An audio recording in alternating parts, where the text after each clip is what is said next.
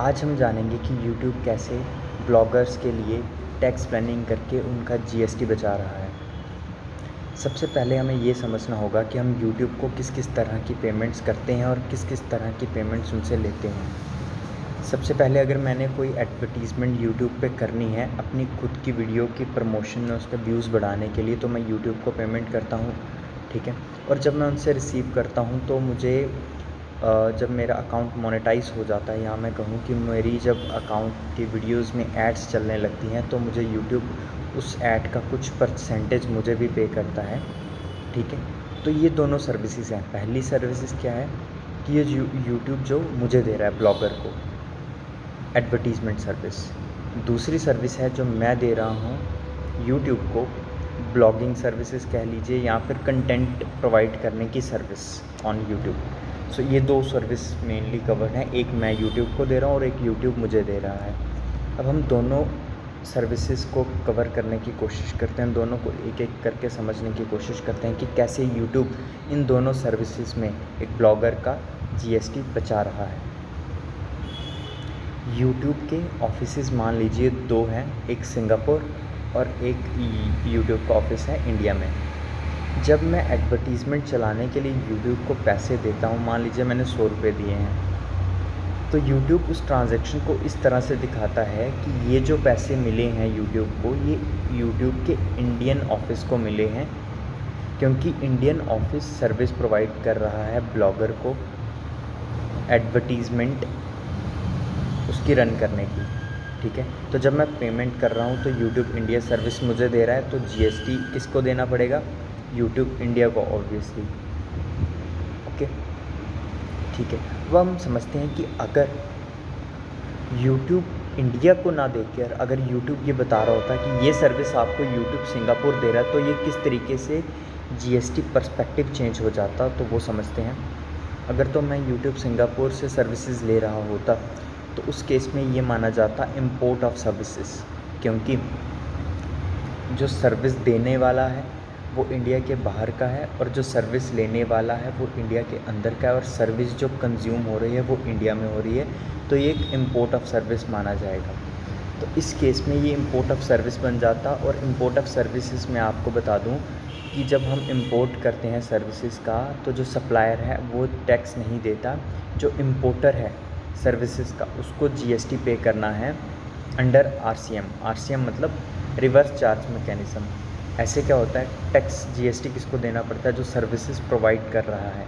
लेकिन आरसीएम के केस में सर्विस रेसिपिएंट टैक्स पे करता है जीएसटी, इसलिए उसको आरसीएम बोला जाता है, रिवर्स चार्ज मैकेनिज़्म उसको समझ लीजिए। क्योंकि मैं बीइंग ए सर्विस रेसिपिएंट था यूट्यूब सिंगापुर से, तो मुझे इंपोर्ट ऑफ सर्विस बन रही थी, तो मुझे उस पर जीएसटी लग जाता अंडर आरसीएम।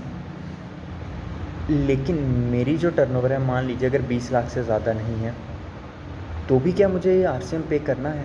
जी बिल्कुल, आरसीएम पे करना मैंडेटरी है। अगर आपने रजिस्ट्रेशन नहीं भी ली हुई, आपकी टर्नओवर 20 लाख से कम है, मान लीजिए आपने फ़र्स्ट टाइम वीडियो बनाई और उसकी एडवर्टीज़मेंट कर रहे हो, आपकी टर्नओवर 0 है, उस केस में भी आपको आरसीएम के अंडर जीएसटी पे करना पड़ जाता, और पे करने के लिए आपको जीएसटी की रजिस्ट्रेशन लेनी पड़ जाती, ठीक है। तो ये आप कॉन्सिक्वेंसेस समझ रहे हैं। अगर ये हम यूट्यूब ये बताता कि जो आपको एडवर्टीज़मेंट सर्विसेज प्रोवाइड करी जा रही हैं ब्लॉगर को, वो यूट्यूब सिंगापुर ऑफिस दे रहा है, तो उस केस में एक आम ब्लॉगर के ऊपर ये सारे कॉन्सिक्वेंसेस हो जाते हैं। उसको मैंडेटरी जीएसटी रजिस्ट्रेशन लेके इंपोर्ट ऑफ सर्विस के अंडर उसको आरसीएम में टैक्स देना पड़ता, ठीक है। लेकिन यूट्यूब इंडिया की सर्विसेज जब हम बता रहे हैं, यूट्यूब इंडिया ने आपको ये सर्विसेज दी हैं, तो उस केस में YouTube India being service provider in India providing service to service recipient in India, तो ये ना तो इंपोर्ट में कवर हुआ, तो इस केस में यूट्यूब इंडिया जीएसटी पे कर देगा गवर्नमेंट को। सबसे पहला तरीका, इस तरह से यूट्यूब ने टैक्स बचा लिया, जीएसटी बचा लिया, मुझे ना पे करना पड़े, मेरे कंप्लाइंसेस कम से कम हो, तो ये बच गया। क्या जीएसटी बचा? जीएसटी नहीं बचा। यूट्यूब इंडिया मुझसे ही तो कलेक्ट करके आगे पे करेगा गवर्नमेंट को, खुद से थोड़ी देगा। अगर 100 रुपये की सर्विस है तो वो 118 रुपये लेगा मुझसे, 18 रुपये गवर्नमेंट को पे कर देगा। और अगर मैं सिंगापुर वाले ऑफिस से ले रहा तो मुझे पेमेंट कितनी करनी पड़ती? 118। तो यूट्यूब ने क्या प्लान किया? प्लानिंग ये हुई कि आपके ऊपर से कंप्लायंस बर्डन कम हो गया।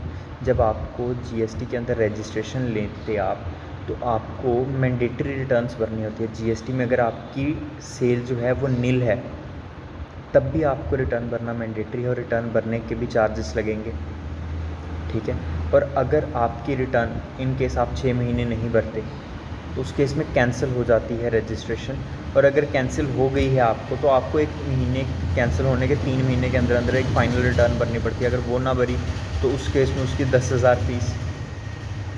और उसके बाद अगर मैं कभी भी अपने नाम से कोई बिज़नेस स्टार्ट करके अपनी जीएसटी रजिस्ट्रेशन अगर लेने की कोशिश करूँगा, तो मैंने जो पहले रिटर्न्स फ़ाइल नहीं करी हुई वो फ़ाइल करनी पड़ेंगी, और वो विद लेट फ़ीस फ़ाइल होंगी। लेट फ़ीस कितनी है? अगर तो नील रिटर्न थी तो 20 रुपये पर डे, ठीक है।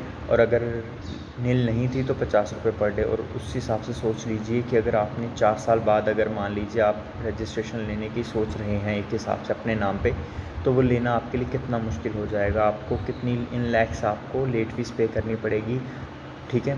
तो ये बेसिकली सारा कंप्लायंस जो था यूट्यूब ने हमसे बचा लिया। अब हमें वो कंप्लायंस नहीं करना।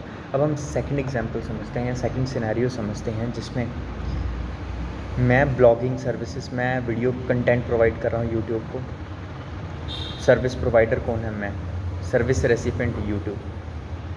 अगर इस केस में यूट्यूब इंडिया को मैं सर्विसेज दे रहा होता, being a service provider in India providing services to a recipient of service in India, इस केस में मुझे टैक्स देना पड़ जाता जीएसटी, और मुझे अगेन वही जीएसटी की रजिस्ट्रेशन रिटर्न्स का चक्कर पड़ जाता।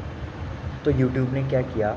यूट्यूब ने कहा कि अगर आप ब्लॉगिंग सर्विसेज जो दोगे वो आप सिंगापुर के ऑफ़िस को दोगे, हम मान लेंगे कि आपने वो सर्विसेज यूट्यूब के सिंगापुर ऑफ़िस को दी है, लेकिन जब आप एडवर्टीज़मेंट करोगे वो यूट्यूब इंडिया के ऑफ़िस से मानी जाएगी कि आपने सर्विस ली है। अब सिंगापुर ऑफ़िस में यूट्यूब ने जब दिखा दिया कि ब्लॉगिंग सर्विसेज सिंगापुर का ऑफ़िस अवेल कर रहा है ब्लॉगर से, तो उस केस में क्या सिनेरियो रहेगा? क्योंकि सर्विस प्रोवाइडर इंडिया में है, यानी कि मैं blogger, service recipient outside India है, और सर्विस कंज्यूम कहाँ हो रही है? बाहर, ठीक है। तो इस केस में ये एक्सपोर्ट ऑफ सर्विस माना जाता है। एक्सपोर्ट ऑफ सर्विस अगर होता है तो इंडिया में सर्विस प्रोवाइडर को टैक्स नहीं देना पड़ता। तो इस केस में यूट्यूब ने यहाँ से जीएसटी बचा लिया, क्योंकि मैं जीएसटी लगा ही नहीं रहा, तो मुझे रजिस्ट्रेशन नहीं लेनी, रजिस्ट्रेशन नहीं लेनी तो मुझे रिटर्न्स नहीं भरनी, तो कितने सारे कंप्लायंसेस से मैं बच गया।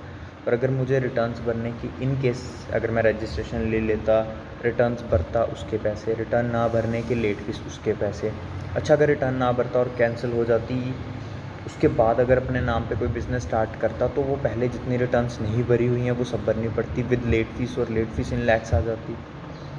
तो ये सारे कंप्लायंसेस हैं, यूट्यूब को आपको प्रॉपर टैक्स प्लानिंग से इस तरह बचाया है। Thank you.